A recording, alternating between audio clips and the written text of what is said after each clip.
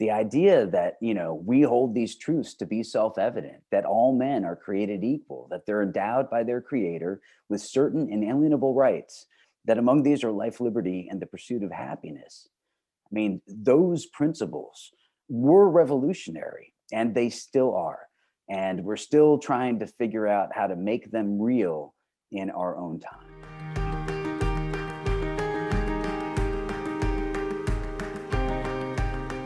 Hi, this is Tony Williams, Senior Fellow at the Bill of Rights Institute, and we want to welcome you to another episode of Scholar Talks. Today, we are very pleased to have with us the distinguished scholar, Rob McDonald, and we're discussing his fantastic book, Confounding Father, Thomas Jefferson's Image in His Own Time. So Robert McDonald is the professor of history at the U.S. Military Academy at West Point, and he's a specialist in the American Revolution and early Republic. He's the author of Confounding Father and editor of a half dozen books, including most recently Revolutionary Prophecies, The Founders and America's Future. He's a great friend to BRI, contributing original essays, providing scholarly review for several of our curricula, including our free online textbook, Life, Liberty, and the Pursuit of Happiness. And he has presented at countless teacher programs over the years, and we're very thankful for that. So Rob, thank you for joining us to discuss your magnificent book. Hey, Tony, thanks so much for having me. I appreciate it. Well, let me just start by saying, in an age of sort of incivility and sometimes we're just screaming at each other, I think a discussion between a Hamiltonian like me and a Jeffersonian like you shows that we can indeed bridge the divide and have civil discussions as Americans.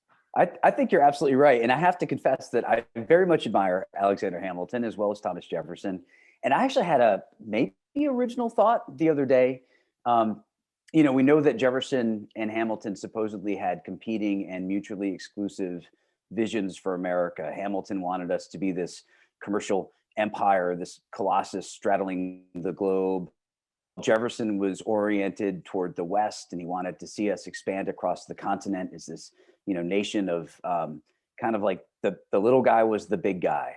And, in the messy reality of American history, it struck me that both of their visions came true. They both won, much to our great benefit. Right. Good point. And I am an admirer of Thomas Jefferson as well, as well as Hamilton. So, all right. Well, Confounding Father is really a remarkable book that examines a lot of different contemporary perspectives on Thomas Jefferson. In fact, you call him the symbol of an age, but you also call him our most controversial and confounding father, founder. So why is he such a lightning rod for the American founding at the time? I think it really gets down to the fact that Thomas Jefferson emerged as the leader of the opposition during the administration of President George Washington. Of course, he was a member of the administration of President George Washington. He was Washington's Secretary of State. But Alexander Hamilton's financial plan and other issues really divided Americans. And Thomas Jefferson and, of course, James Madison, who was his key political ally, came to believe that Alexander Hamilton's plan for the national bank was unconstitutional, that Hamilton was expanding government beyond the bounds that the Constitution envisioned and that the states envisioned when they ratified the Constitution. The Federalists and the Republicans began to disagree over foreign policy. I think, the Republicans had a strong aversion to Great Britain, with which we had just fought a war for independence. But quite reasonably, the Federalists had a strong aversion to revolutionary France, where they were chopping off people's heads. Sure. And I think maybe most fundamentally, they didn't envision that there would be a two-party system. I mean, that wasn't part of the plan. And so I think that Hamilton and the Federalists viewed the Jeffersonian Republicans not as a legitimate opposition, but as subversives. And even as people sometimes describe Jefferson, French revolutionaries, not authentic American revolutionaries. And meanwhile, the Republicans had the same sorts of thoughts about the Federalists. They didn't view them as authentic American revolutionaries, but I think they saw them as counter-revolutionaries, people who wanted to undo many of the gains of the American Revolution. So the stakes were high. Right, and kind of calling each other's even patriotism into question. Very interesting. So Absolutely.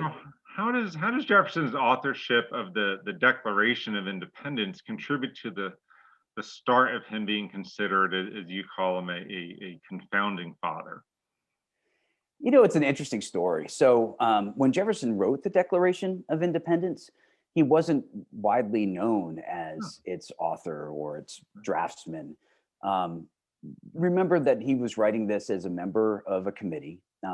He is responsible for the draft. I mean, 97% of the words are his.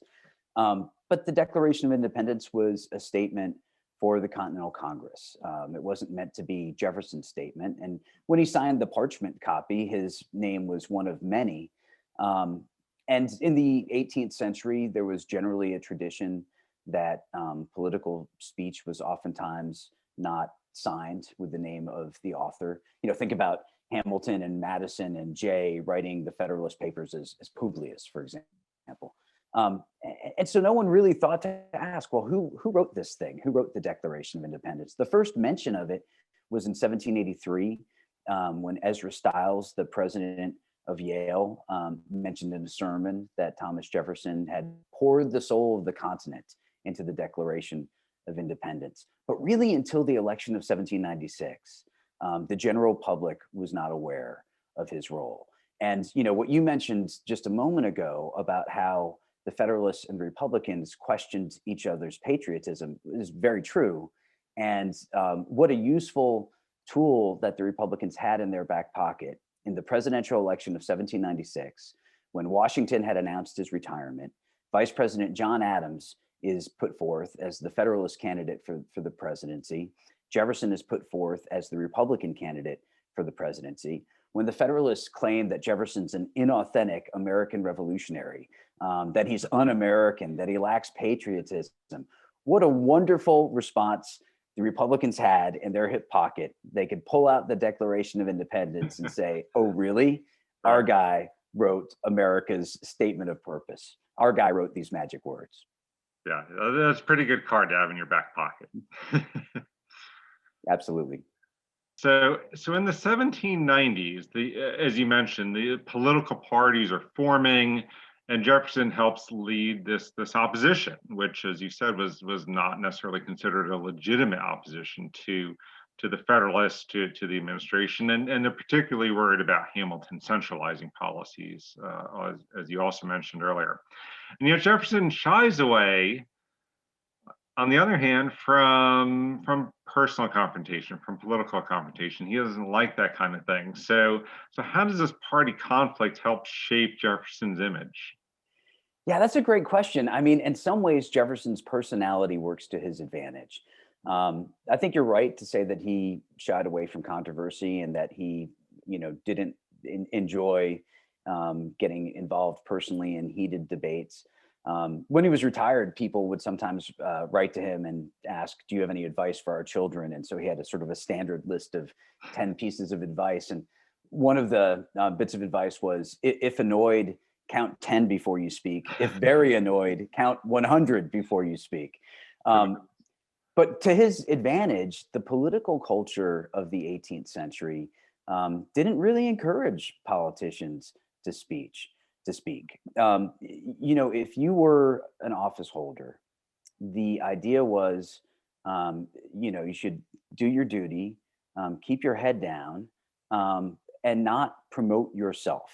To stand on a soapbox and give a political speech, or worst of all, to say, if you vote for me, I will do this thing for you. I will pass this popular program or what have you. I mean, that was considered the height of corruption. So I mentioned before, Adams was put forth as the Federalist candidate. He didn't campaign. He didn't run. Jefferson was put forth as the Republican candidate. He didn't campaign. He didn't run. Other people wrote in his behalf in newspapers. And, in the presidential election of 1796, by this point, Jefferson had retired as Secretary of State. He spent the year with his head down at Monticello. He claimed that he didn't subscribe to any newspapers. Madison didn't visit him for a year. And I think this provided Jefferson, to use our terminology, with plausible deniability of any involvement, while Madison, of course, was kind of his lead campaign manager. And together with a Pennsylvania Republican named John Beckley, they were really the people who made this campaign work. And so Thomas Jefferson, as president, really purposefully introduces several Republican reforms, as you describe in the book. He sort of simplifies the office of the presidency. He cuts national spending and taxes. But however, his Federalist opponents criticize his actions for actually seeming to increase the power of the executive and of the national government, especially with the Louisiana Purchase and with the trade embargo of Britain and France. And so how does this contribute to the idea of Jefferson being confounding? Right. I mean, it's interesting. I mean, the historian Henry Adams in the late 19th century said that there was no better Federalist president than Thomas Jefferson himself. Kind of a backhanded compliment, I suppose. I mean, I think first of all, we should realize that, as you point out, Jefferson was very effective in carrying through, his key promises. In his first inaugural address, he said, we have all these amazing advantages in America. What remains to close the circle of our felicities? And then he said, one thing more, my fellow citizens, a wise and frugal government that will allow people to pursue their own industry and improvement, shall prevent people from injuring one another, but shall not take from the mouth of labor the bread it has earned. This, he said, is the sum of good government. And he repeals all internal taxes, including the dreaded whiskey tax. He cuts government spending. He and his Treasury Secretary, Albert Gallatin, are so effective at this that at the end of Jefferson's 2 terms, 37% of the national debt had been paid off, even though there was, as you point out, a somewhat big splurge, the purchase of Louisiana, which doubled the size of the United States. But I think you're right to suggest, and I think Jefferson would agree that you're right to suggest, that Louisiana is definitely a complicated consideration. It provided us with some great advantages, to be sure. Not only all that new territory, not only room for Americans to farm for, Jefferson once said, 100 generations. Another time, maybe after drinking a bottle of wine or two, he said 1,000 generations. So we would have room to grow and space to expand. Maybe even more importantly, it would prevent the French from possessing Louisiana, with France to our west and British Canada to our north. I mean, those nations were perpetually at war, it seemed. So that would compromise our diplomatic neutrality. Jefferson, the supposed Francophile, said that if France possesses Louisiana, we will have to marry ourselves to the British fleet. So certainly those are important considerations. But unfortunately, there's nothing in the Constitution specifically empowering the national government to add new territory. And that's not a trivial point. Now, Albert Gallatin and James Madison tried to talk Jefferson into seeing a constitutional way through purchasing Louisiana. Obviously, the states couldn't engage in treaty-making powers with other nations. So it's not like they could buy Louisiana. And if they couldn't buy Louisiana, then maybe by default, the national government could. And, it was purchased by a treaty, and the national government does have treaty-making powers. Yet, I think Jefferson understood that adding the West fundamentally changed the nature of the Union.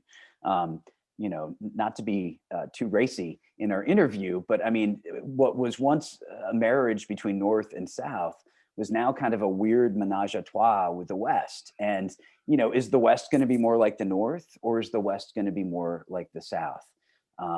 And I think the writing was on the wall, and people recognized, both Federalists and Republicans, that the future residents of Kansas were not going to be cod fishermen like the people of Massachusetts. They were going to be farmers like the people of Virginia. But anyway, I mean, Jefferson, he swallowed hard. He actually wrote a constitutional amendment that would have authorized the purchase of Louisiana. Madison talked him out of it. What if it doesn't pass in time? What if France backs out of the deal?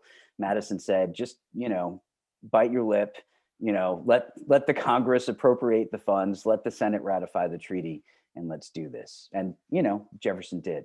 So I'll say, I don't think Jefferson was betraying his principles. Mhm. I think that this is a clear case where Jefferson's principles came into conflict and he had to choose between them. Okay. Which is what prudential statesmen do, right? Sure. You have to choose between these goods. So Jefferson's often a lightning rod of controversy even today, because of his ownership of hundreds of slaves and his affair, such as it was with Sally Hemings.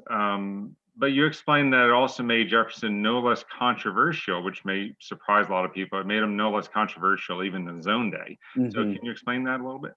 Sure. The slavery issue was not a huge issue in the early 19th century, not in the way that it would become, when you get into the 1820s with the Missouri crisis or in the decades approaching the American Civil War. But it was sort of used as a regional issue. Federalists in the South would take some of Jefferson's many anti-slavery pronouncements and highlight those and try to cause Southerners to fear that if Jefferson were to become president, he would take steps to end the institution of slavery. Meanwhile, in the North, Federalists would hold up Jefferson's status as a slaveholder and contrast that with his statements in the Declaration of Independence and elsewhere, and accuse him of hypocrisy. But it doesn't seem as if the issue of slavery was at the top of the list of things that Americans at that point were concerned about. The story of Sally Hemings is an interesting one. It was released to the public on the pages of Richmond newspaper, the Richmond Recorder, by kind of a renegade journalist named James Thompson Callender, who had spent much of the 1790s savaging the Federalists. He was sort of the Republicans' attack dog, and then he turned on the Republicans, and now by 1802, he was attacking Thomas Jefferson, and he alleged that the man whom it delighteth the people to honor, Thomas Jefferson, keeps and for many years has kept as his concubine one of his own slaves. Her name is Sally. And, we now know that Jefferson and Sally Hemings probably did have a sexual relationship that lasted for decades. I say probably because it's not a slam dunk. It's not 100%. But I'd say the preponderance of evidence suggests as much. Jefferson was always present at Monticello when Sally Hemings became pregnant. And he frequently wasn't present at Monticello. Sally Hemings seemed to tell her own children that Thomas Jefferson was their father. Her children went free. That wasn't something that normally happened to enslaved children at Monticello. And then in 1998, there was a DNA test done showing that there was a genetic link between the male line of the Jefferson family and the descendants of Sally Hemings's children. So it's possible that it was Thomas Jefferson's brother or some other male relative. But when you add it all up, to me, if I had to quantify, I'd say it's probably 95% certain that Jefferson and Sally had this long-term relationship that I think is kind of interesting. Sally Hemings was Jefferson's late wife's half-sister. She probably resembled Thomas Jefferson's deceased wife. Jefferson could have dated or married any white woman he wanted, and he could have had relationships with any enslaved woman at Monticello. But he stuck with Sally Hemings. I mean, there was something to that relationship. I don't know exactly how to characterize it. But James Thompson Callender thought he did. In 1802, he characterized it as essentially Jefferson transgressing the racial lines that were supposed to divide Black people and white people. Callender sort of invented a child of Sally Hemings and Thomas Jefferson named Callender gave him the nickname President Tom. And President Tom was supposedly this light-skinned, African American kid who sauntered around Charlottesville, being disrespectful to white people.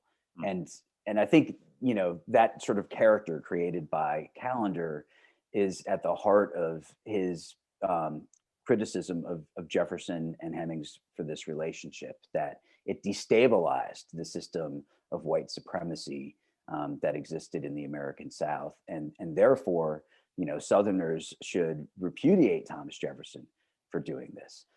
Jefferson, for his own part, though, knew that essentially if he responded in any way to these allegations, it would only fan the flames and perpetuate them, as he did in the face of many criticisms and many critics. He didn't respond to them. He remained silent. Callender and the other Federalists ran out of stories to repeat.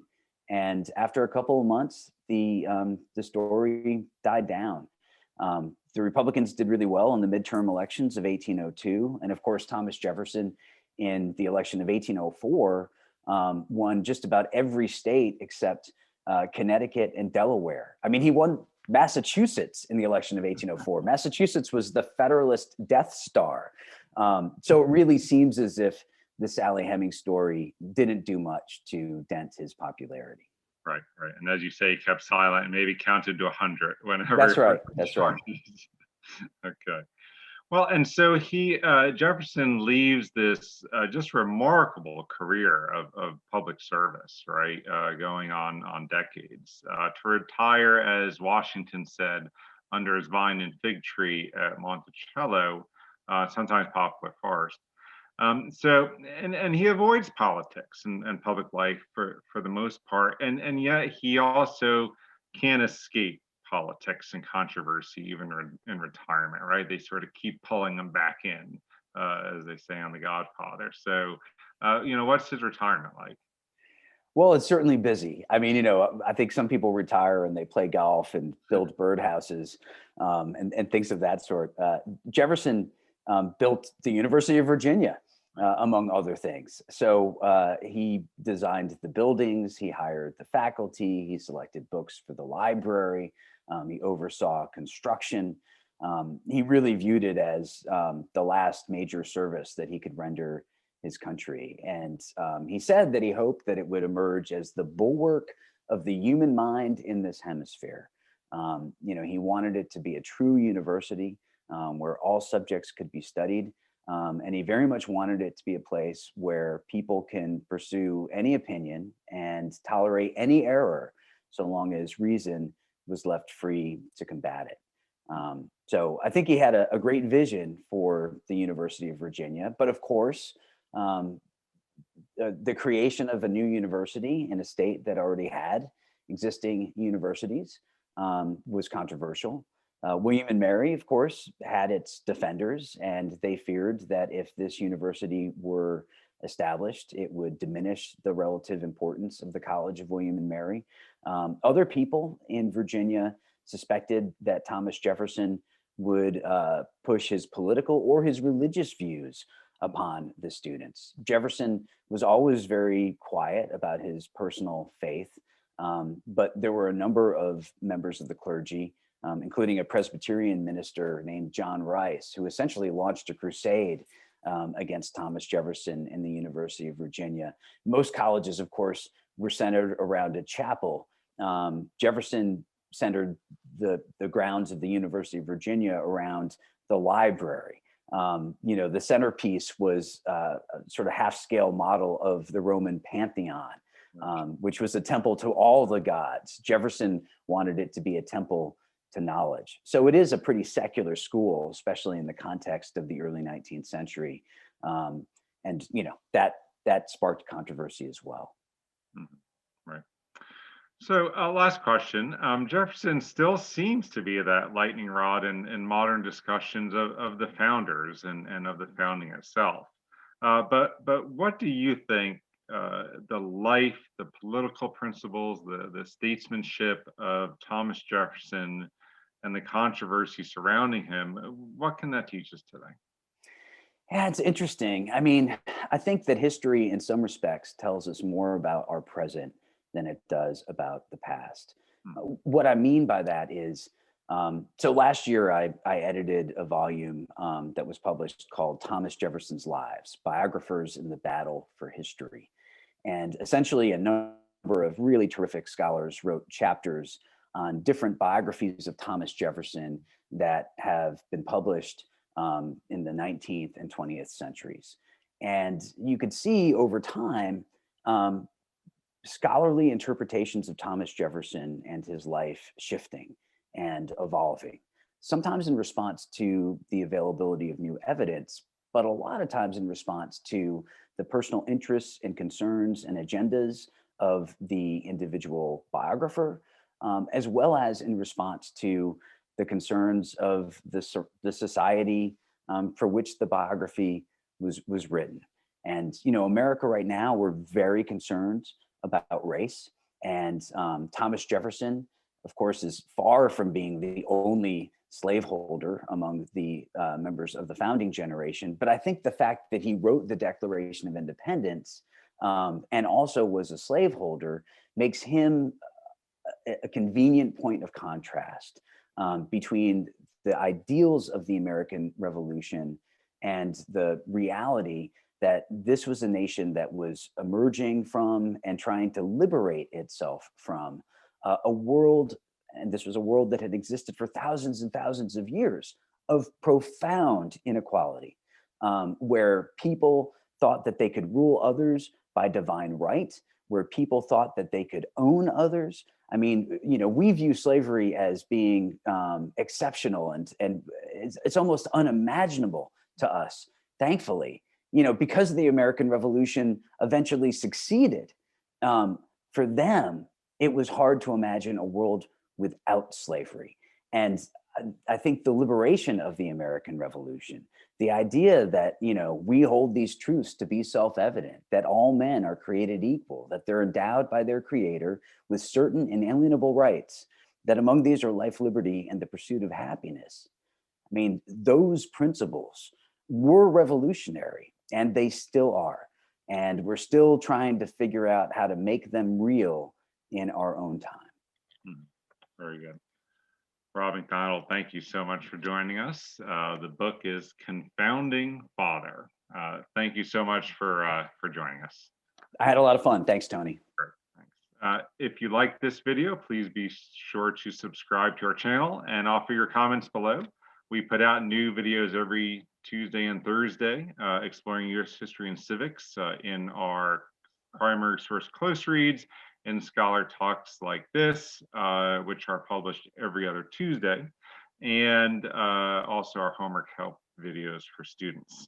Also, please come and join our lively conversation on Facebook, Twitter, and Instagram, and see the ways that you can get involved with BRI. Thank you for joining us.